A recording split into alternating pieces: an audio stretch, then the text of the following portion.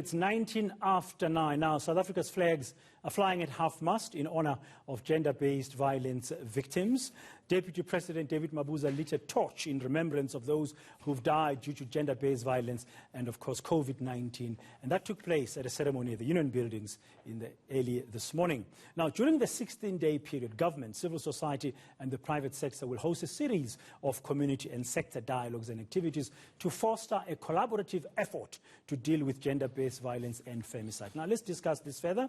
We're joined now in our studios here in Johannesburg by Lebogang Ramodike, who's the Executive Director of Big Brands Media Foundation. Also joining the conversation is Mothusi Moswang from KATLO Development Centre and Sibongile Nkosi from Vhathu Vhothe Abuse Centre. Ladies and gentlemen, welcome and thank you very much for your time.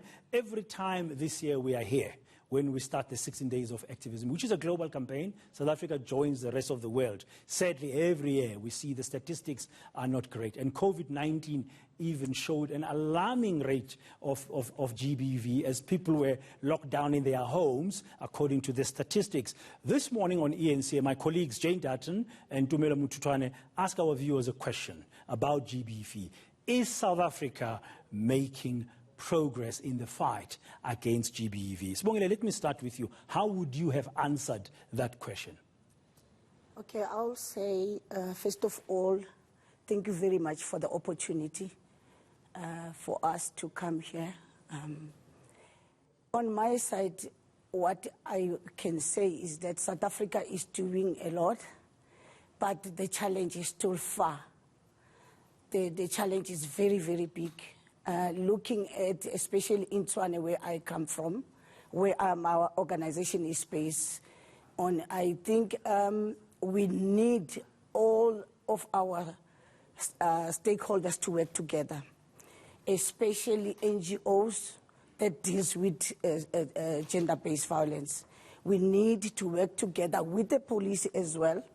And what I've also discovered is that on Monday, we were in partnership with Liquor Board, where we also targeted this, but through taverns and all those things. So I think there is still a lot that is still needed. And you need to work together. From the other NGO, Mothusi from KATLO, yourself on your side, how would you respond to that? Are we making progress as a country in the fight against GBV? Yes. I would say the government is somehow making progress in that, because of it has, like most of the NGOs, they have been initiated to fight against this gender-based violence. There have been a lot of some kind of fundings to assist in this pandemic. The government is trying its best to help, but also definitely, as my colleague has said, we definitely need working together. We need to work this together as a community, as stakeholders, as the government, as the private companies. We need to work on this together. Lebogang, what's your view? My view is that, yes, enough is done, but as men, we need to take more of an active role.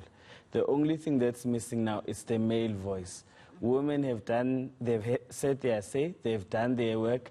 It's time for progressive men who must believe in women. I interviewed a young anti-GBV activist on Monday here on ENC around about this time.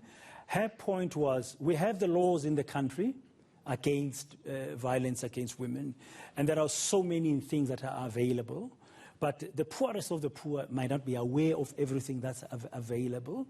But even with the best laws, it begins in the home, that it's us in terms of behavior. How do you respond to that? While the government has got its programs, you as NGOs, Sibongile and Mothusi, got your programs, and Lebogang as well, you got your programs that you're doing to assist. It's in the home that maybe the problem lies in terms of our behavior. How would you respond to that, Lebogang? Let me start with you. Yes, it's hence I'm saying that it's the men, because we are the ones that are the perpetrators of gender-based violence. It's us men learning the fundamentals of how to treat a woman. Respect. That's what we need to start drilling. I do that with my two nephews in the house. I tell them that any female you come across, you've got to treat them with respect.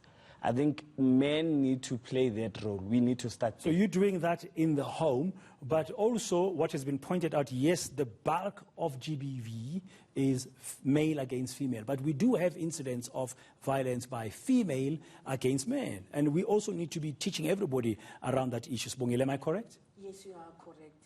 I think that is what also it's one of our key when we go out to do our door-to-door campaigns, our home visits, our awareness campaign. Because what we do is to recruit all of those victims to say, come, let's speak, let's go to the communities, let's speak out, let's empower them, because we need to speak.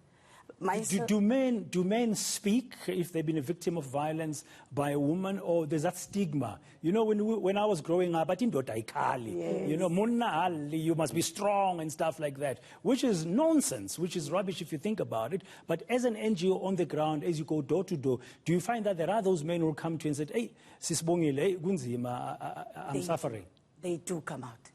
They do come out, but the percentage is very, very little. It's very small because of the other thing is the problem with when they wanted to report the case to the police. They will be laughed at and all those things. So police are still not taking GBV seriously, because many women complain that even when they go Mothusi to report, the police are not really doing despite what the Minister Bekele says, despite what they are saying, there's special units. Do you still find that lots of women on the ground, Mothusi, where you operate in the northwest and part of Gauteng as an NGO, KATLO, do you find that is that the case? Many women saying, I go to the police, but they're not doing anything. It's definitely a case. Like, I used to work in a VEC, it's a Victim Empowerment Center. It's just based in the police stations. You find such cases, like the police will not be taking these cases very seriously until when you receive these clients and help them. Then you will be forced to also push the police to take some of these cases. As social workers, we had to push, in some cases, to push the police to open up the cases, to push the cases and all that.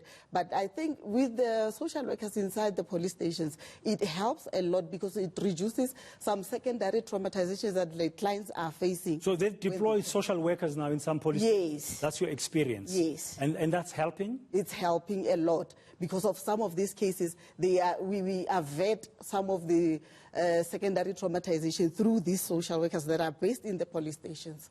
But it's not all the police stations, unfortunately, that are having such services. Yeah. Now, Lebogang, you had a social dialogue program last weekend in Tshwane, and you had people from all kinds of backgrounds, young and old, coming together.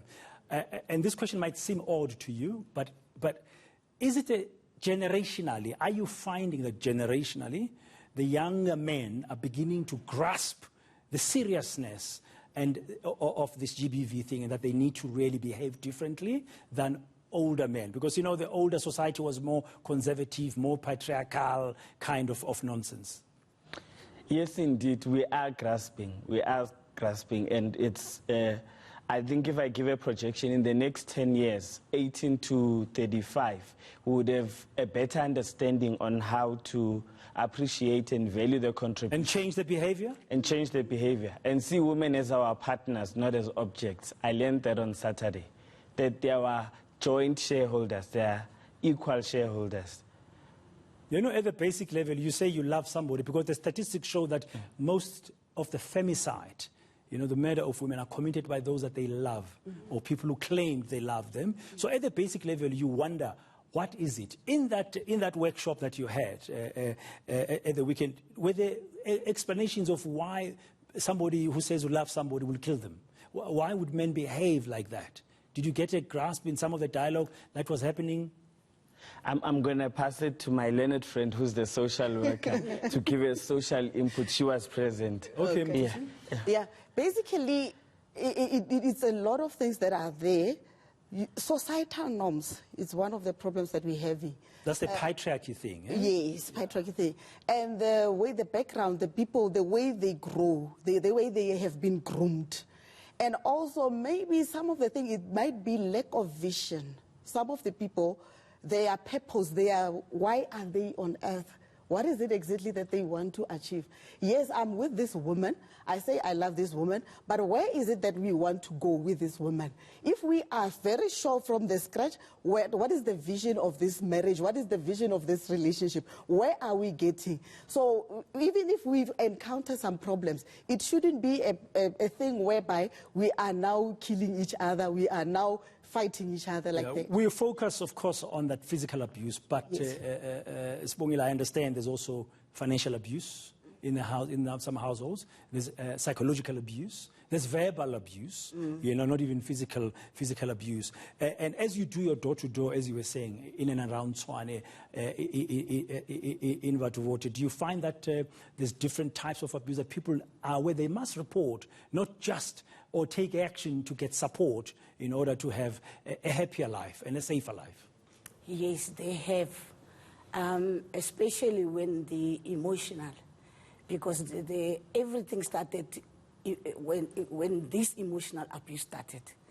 And our problem is that when we started exchanging all those names, our problem is that where are the kids by then? Where are the kids? Because right now, we're dealing with uncontrollable children at our schools. Our teachers have been beaten by our children. They kill each other at school.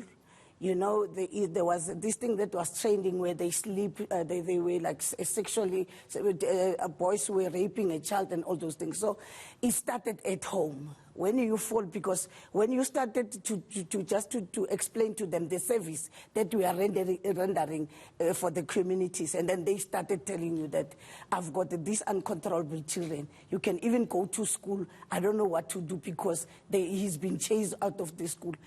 Most of those things start at home. Starting at home Yes. means that, from what Lebogang was saying earlier, he's teaching his nephews at home how to behave. So the whole issue of behavior and to grow up treating each other as partners, not as each other's objects, is very important. When we come back and when we continue now our discussion, I'm just going to like us to focus on what should we do differently going forward. And you as NGOs on the ground, what are the challenges that you are facing and where would you think a difference can be made in order to improve the situation? Because it seems like sometimes we are trapped in a cycle of violence. We'll continue our discussion shortly on gender-based violence as we begin 16 days of activism for no violence against women and children here in our country today.